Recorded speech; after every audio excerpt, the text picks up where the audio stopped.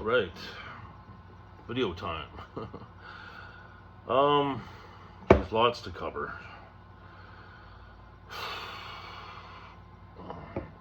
It's gonna be impossible to get this all straight, but I'm gonna try my best. Um, why is a 500-pound deadlift so important to me? Um, I don't know if you guys ever lifted 500 pounds before. But it's extremely heavy. um, it was a big goal, especially for someone my age, especially with the injuries that I've sustained. Um, when I kind of first came up with the idea, um,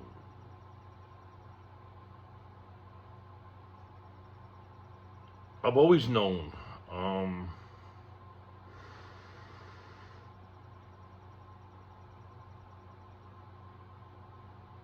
um,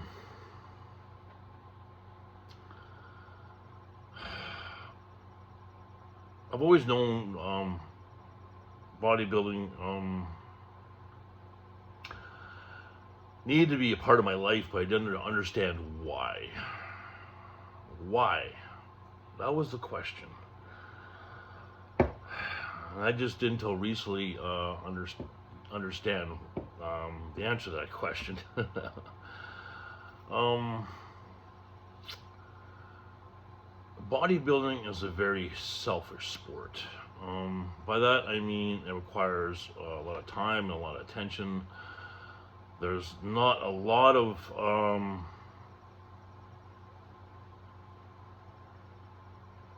it's not a lot.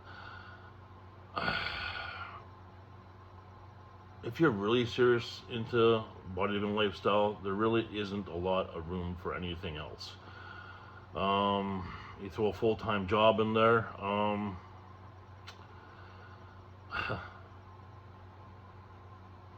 And I couldn't understand that. I'm like, well, look at everything that, how hard this is to do, and the sacrifices to attain those goals. And then I really started thinking about, well, it's a selfish thing. It's for you. It's for you. It's for you. And then I'm thinking in my mind, okay, well, it enters my life, it goes away. It enters my life, it goes away. It enters my life, it goes away. What's happening? What's happening?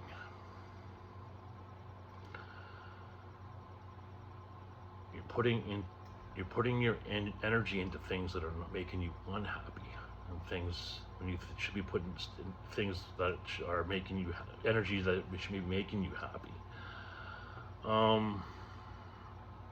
And that was it, right? That was it.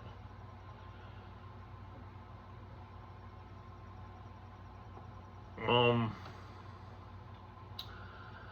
Contrary to what some people may believe, I've lived an extremely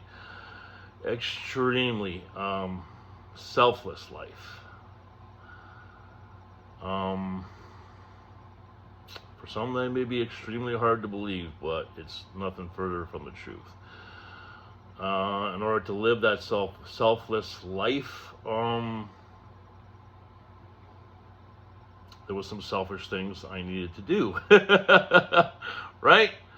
Um,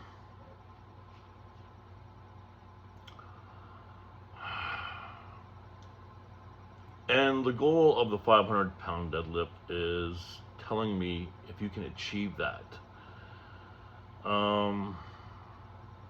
it's going to bring a surreal amount of balance to my life. It's going to balance out what I felt I've sacrificed and what I've done for myself. It's going to even this pendulum out. And that's been probably the root cause for a lot of my issues. There was always this imbalance. Now, that's not to say that I regret that imbalance, because I don't, because it's who I was. Known that for a very long time. Let's get some coffee going here.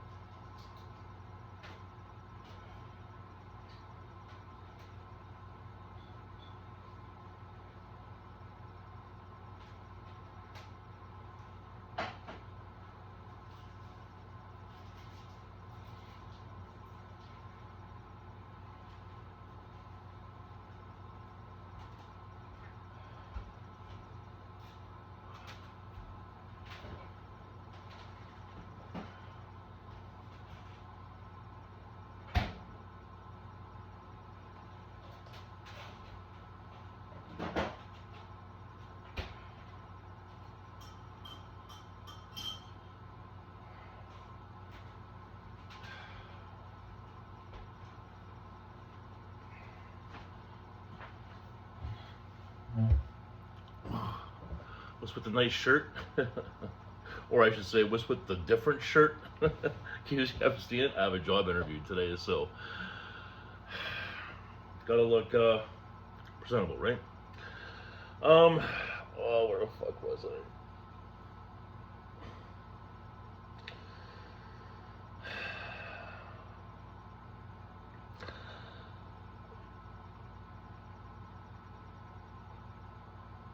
For me, Jesus.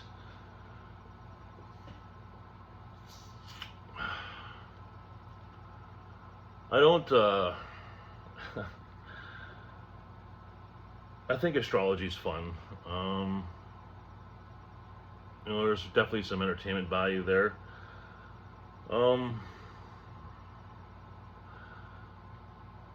But I gotta say, my astrology sign as a Leo is fucking bang on. Like, it's bang on 100%.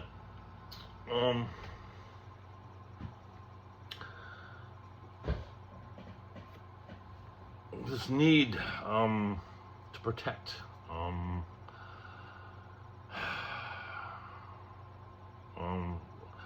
Protect so much that you forget about yourself, whether it's a belief system or whether it's your values, whether it's the physical protection of another.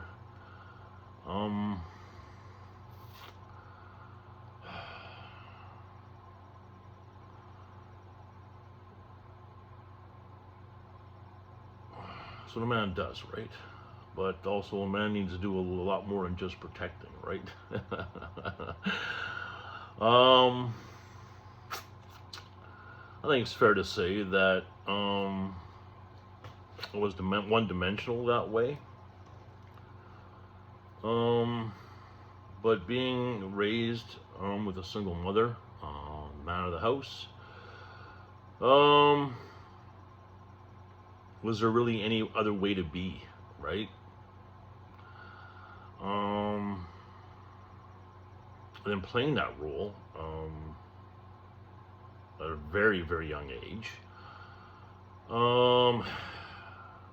your perspective changes. The way you see other children on the playground changes. You start to notice How could I put this? You start to develop a sense that certain things aren't right. Whether it's through abuse, name your type of abuse, and you can see it. And you're a kid, and you know there's nothing you can do about it. Nothing, right? You're just not strong enough. You're not strong enough. So, but still who you are. So how does a kid get strong? When there's no one to make him strong, like a father. Yeah, take it upon yourself. And you put yourselves in positions that will make you stronger, whether it be poking the bear or being defiant, asking a lot of questions, being very confrontational. I was never a bully as a kid, but I poked the bear, and the bear poked me. Then after time, it became very, very strong. Then I could protect, right? At one time, that strength turned into fearlessness. So being that man, you'd want to, you'd gravitate to women who need that, right?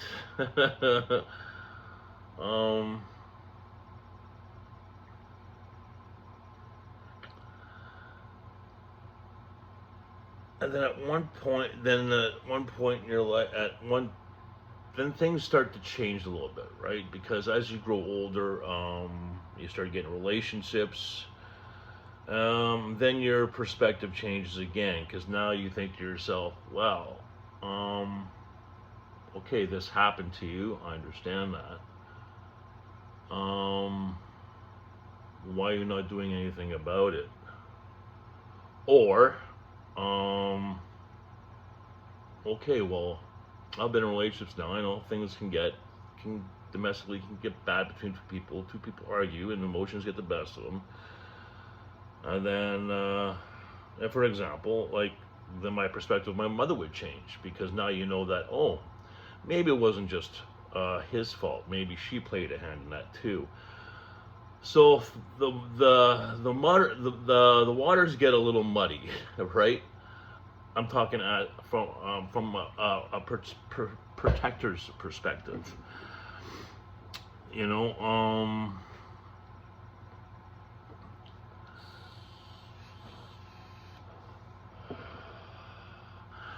but you know, time's gone by, man. You're talking, you know, maybe at this point, say 40 years. You've been this person, right? You don't know how to be anything else. This is who you are.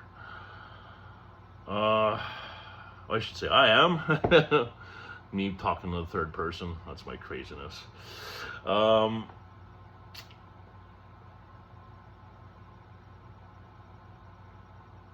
then you start to question the things that you've done, the things that you sacrificed, and the unbalances begin, right? The unbalances begin.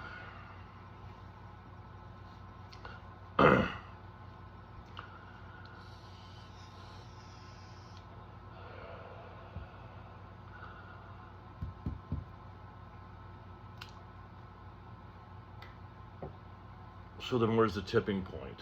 The tipping point is when you realize, as a protector,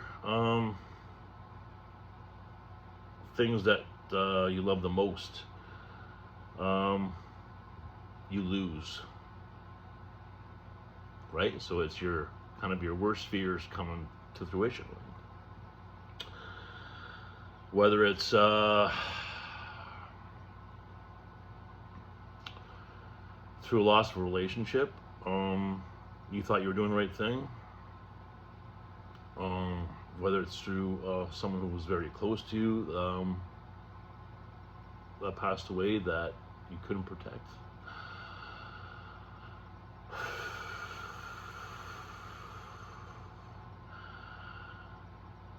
You see what I'm saying? There's a lot going on there.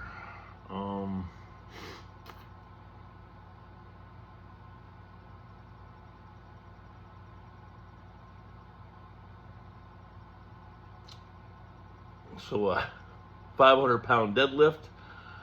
Alarm went off.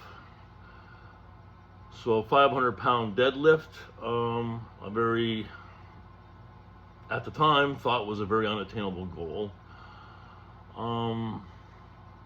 As a way to balance that, a lot of my past out, right? Obviously, there's things I can't discuss, and that'd be just irresponsible if I did. I wouldn't have much of a future if I started divulging a lot of things.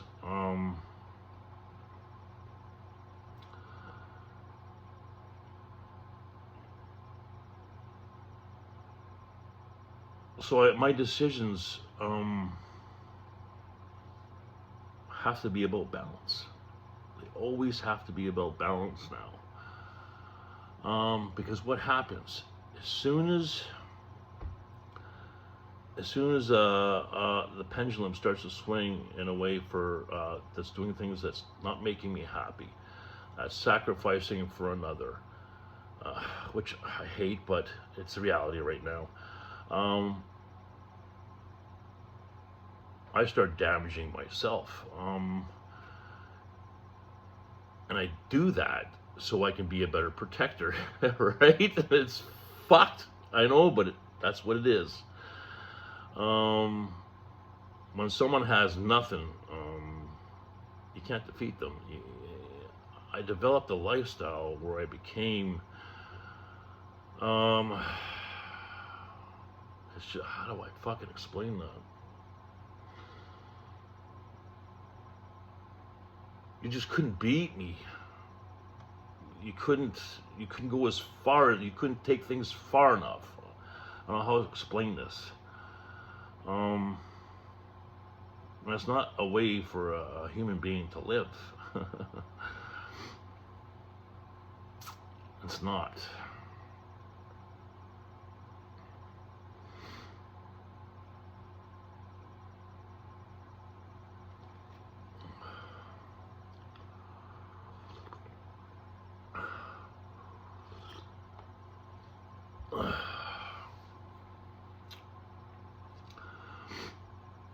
There's not a doubt in my mind. I don't give a fuck.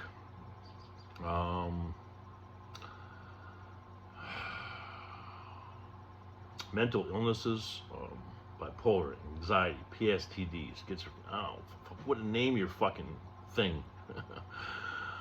I believe at one point I had it all in one form or another. Are the direct result of an imbalance. Those mental illnesses, let's say the labels of them, are telling you that something is wrong. Something is wrong, and you need to correct it.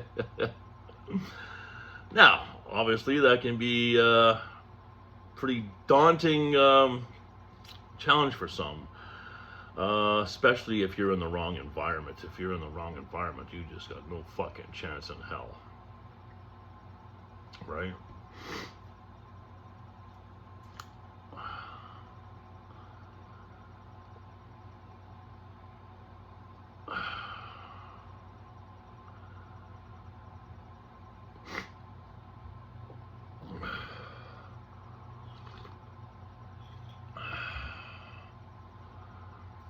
probably why I've been single for so long. Is I didn't want to fall back in that role again, right?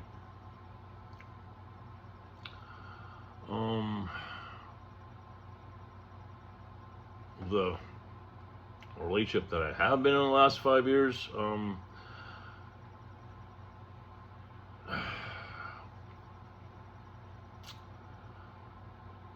was a way to uncover those issues. And I learned a lot. I definitely went through my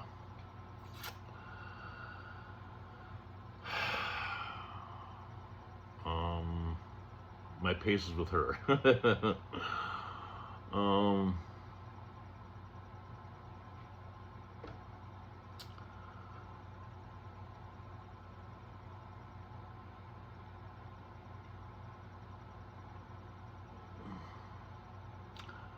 My decisions are, my choices are very easy now. They're not complicated. Not at all.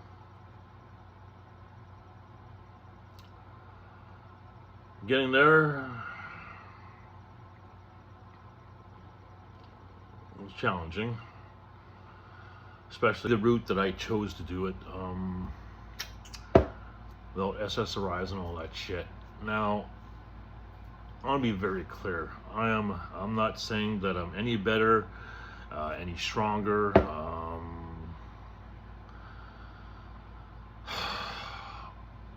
Confronting those imbalances and that is very, very difficult, and everyone attacks it a different way. It's just it never made logical sense to me.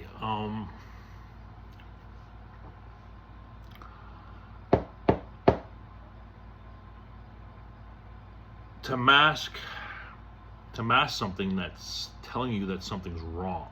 So if you're masking something, how can you possibly get down to the root of it? Like even having a conversation with somebody who's medicated and not medicated. Sure, the one who is medicated may be a lot calmer, maybe a lot more rational, but could they ever communicate what's really, really bothering them, right? Because whatever those traumas are, or imbalances, whatever, are going to be covered up by this medication, right? Whereas someone who's fucking frantic and not really making any sense is actually speaking from their true self, right? You just have to really pay attention, kind of pick out what's kind of accurate.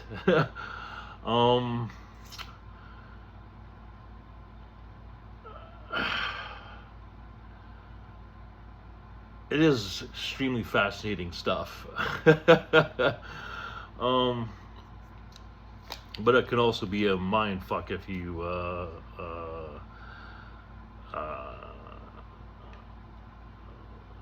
put too much attention into it, you know, and into others. You can kind of lose yourself in the craziness.